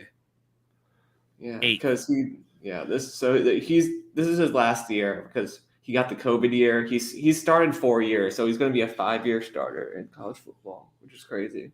Well, take a look at it. The transfer portal has benefited benefited the emergence or reemergence, I should say, of the Pac-12. That and recent coaching hires with DeBoer, Dan Lanning, Lincoln Yeah. Riley, now Coach Prime. But you look at Washington State, they brought in Cam Ward. He's a transfer from Incarnate Word. And Jaden DeLora goes to Arizona. Washington brings in Penix. Utah, Cam Rising was a Texas player. He transferred a few years back to Utah. You got obviously Caleb Williams. Will, plug your ears. You got more that went from Notre Dame to Oregon down to UCLA. There you go. So that's kind of a transfer before the signing. And then you got DJ at Oregon State. Like you'd mentioned, David, you've got Bo Nix going to Oregon from the SEC. You got Shadir Sanders going to Colorado. And ASU, who's at ASU? They just brought Drew Pine. Yeah, there you go, Drew Pine. So Drew Pine. it's, Wow. it's 5-star, right? 5-star Drew Pine. But you take a look at it. That is college. Yeah, he was a high recruit. That is college. Here's another question for you guys, just real quick, and I know we got to wrap up in a minute. Sure. That USC Notre Dame game where USC's awful defense made Drew Pine look like a hero. Is that the difference between Drew Pine going to Arizona State and Drew Pine going to Colgate or like Merrimack College? Possibly. I mean, hey man, if it doesn't work out for Drew and Tempe, at least he has the women. I'll say that. It's very true. Or he can go to Brown. Hey, I gotta ask: was Washington the quietest 11-2 football team you've ever seen in your life last year? No one talked about him. Yeah. Yes, it was. That Arizona State loss probably cost them a shot, maybe at the playoffs. So I mean, that's why they lost that game and was like, ooh, they're just building steam, Yeah. And the narrative about the Pac-12 was, Pac-12.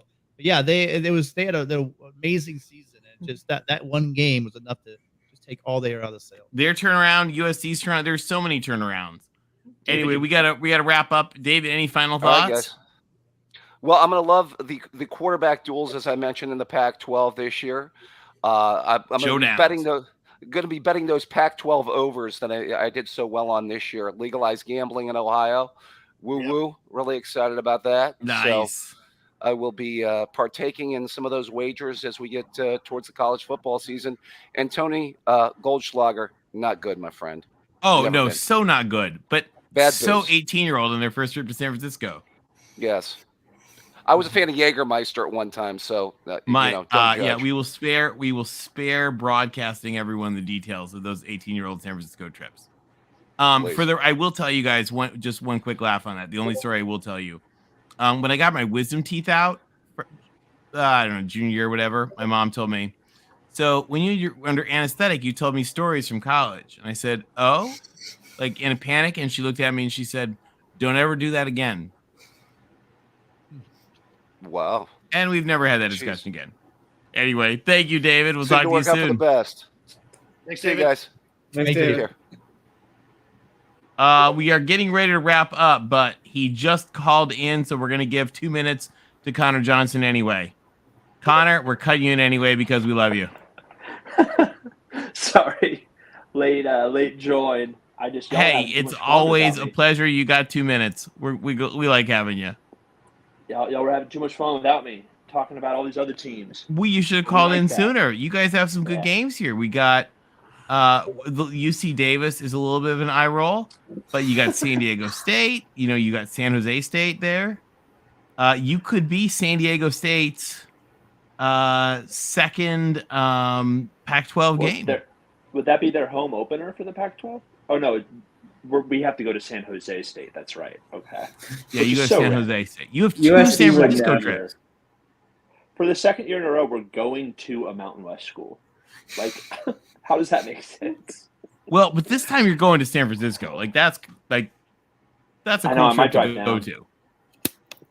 I might drive down to one of those San Francisco games. But hey, the big topic in the chat. Avoid the Hyatt with a bottle of Goldschlager if you're 18. I'm just advice. Okay, will do. The big topic is who's gonna it's just gonna cannibalize themselves again. And I know it's biased, but I really think that we might have the best chance to get through the schedule because we avoid USC and we get Utah at home. Obviously, Oregon on the road at the end, back-to-back Washington, Oregon. That's where it's tough. But we play our best ball at the end of the year. See Florida, see Oregon this year. Right. Outside of that end of the season game against Oregon, right? Like all of your harder Pac-12 games, at least projected, right? We never know how it goes. Are like all at home. Yeah, I mean Arizona and Colorado are toss-ups back-to-back on the road. Those are real toss-ups. Arizona and Colorado, I don't know what to think because Arizona, I assumed, would take the next step this year. And we didn't talk about it, but real quick, Arizona, Mississippi State. How do we not talk about that? That's the game that we need to win as a conference. Well, I watched it last year. That's what I'm saying because I watched it last year when they were at home. And I think Zona improves, and then unfortunately with Mike Leach, RIP, passing away, I think they get worse. So. Fair point. So what do you think about what about the Omar Spates leaving? How much is that going to hurt your defense? Guy's a beast. Guy's a tackle machine. I know. Yeah, he as soon as he entered the portal, Texas A&M right away offered him. I don't know how much. That's not public knowledge, but he hasn't committed there yet. It hurts.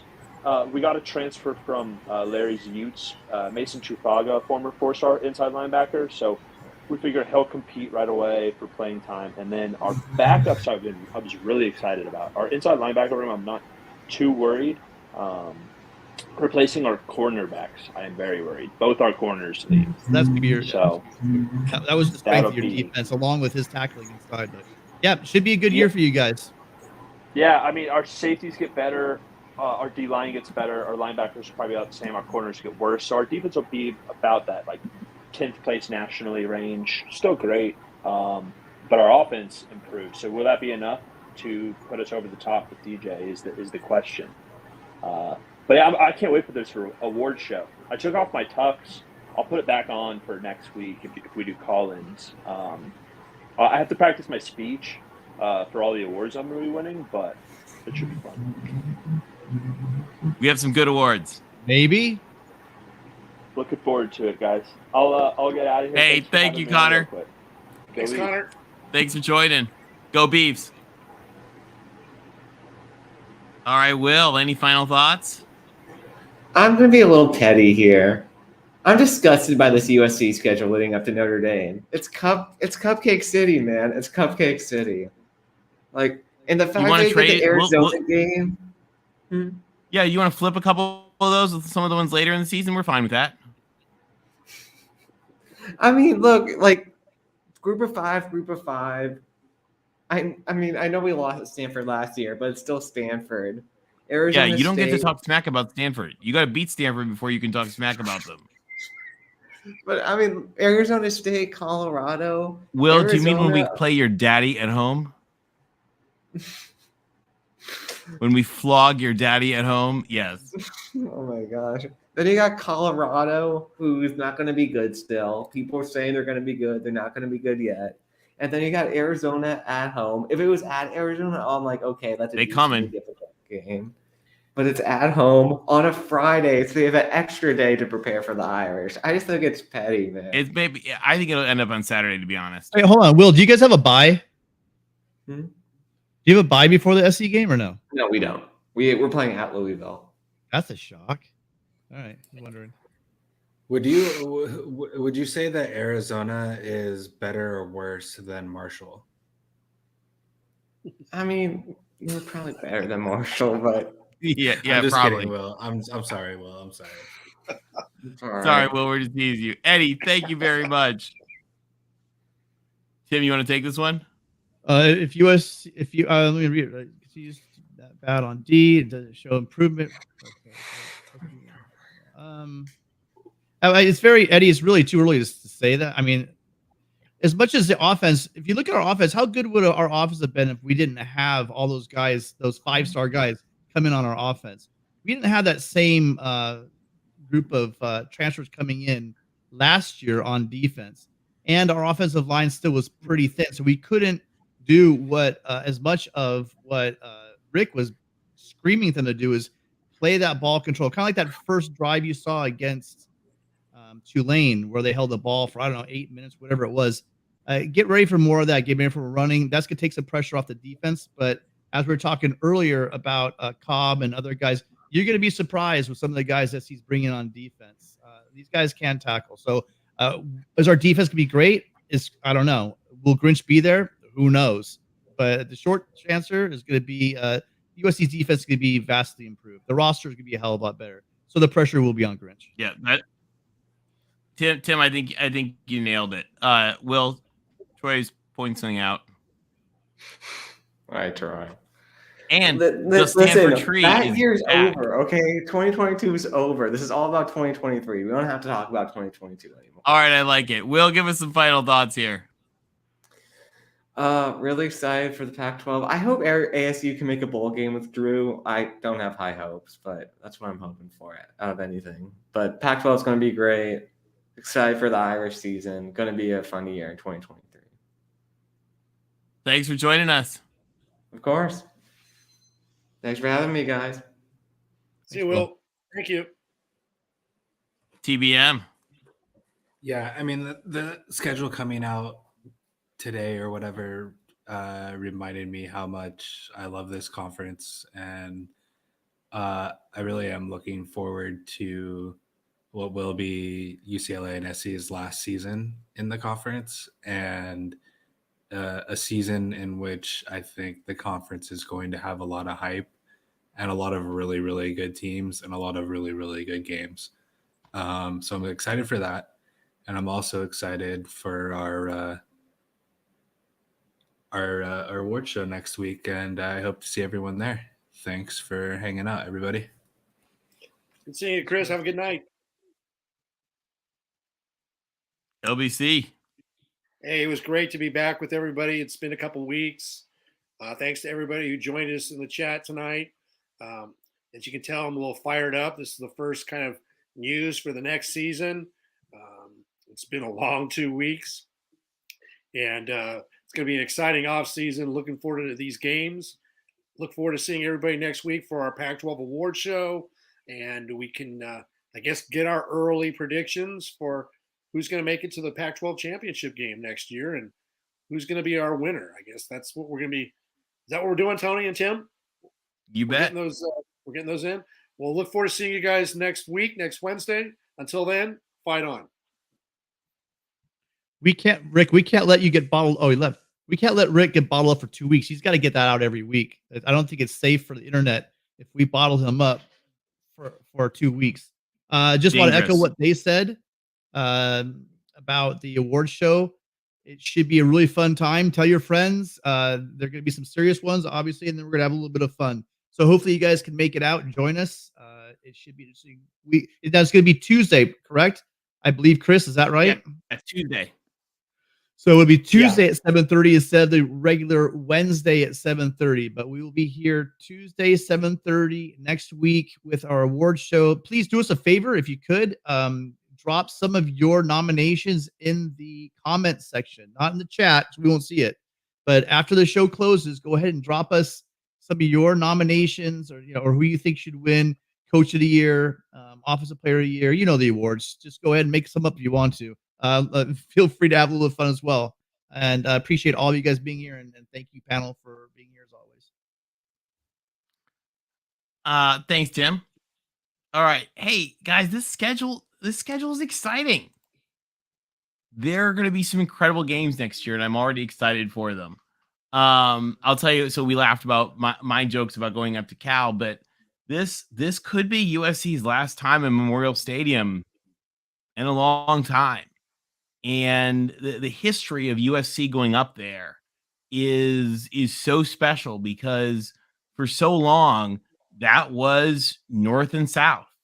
That was, the old money in the dusty little mustard town trying to build itself up that became LA against the flashy town of San Francisco. That was, Northern California and Southern California clashing. I mean, USC got its nickname, the Trojans, after losing a track meet to Berkeley. So there's so much history there. And USC going up there, and this final these final 4 Pac-12 games for USC, I just think are really incredible, because then Washington, who's always been our partner in crime, Washington ruled the North while USC ruled the South for decades, comes to LA for one last time. USC goes up to Oregon for its final trip of note into Autzen Stadium. And then you have the last USC UCLA game in the Pac-12. And then the next week, you've got Cal and UCLA. And that game, I mean, I know some of you guys don't know all the history behind it. There is so much history behind that game too. And I hope as we talk about this season, and it is the last Pac-12 season of USC and UCLA, take a moment and take a breath and enjoy it. Enjoy the excitement, enjoy the build up that's going to be around for a lot of months, and enjoy the season that's about to come. So to everyone, thank you so much for joining us. Thank you to Mark for letting us be here. Thank you to all of you in the chat. Thank you to everybody who's watching. Make your award suggestions in the comments. We'd love to see them. And we'll see you all next week. Fight on, everybody.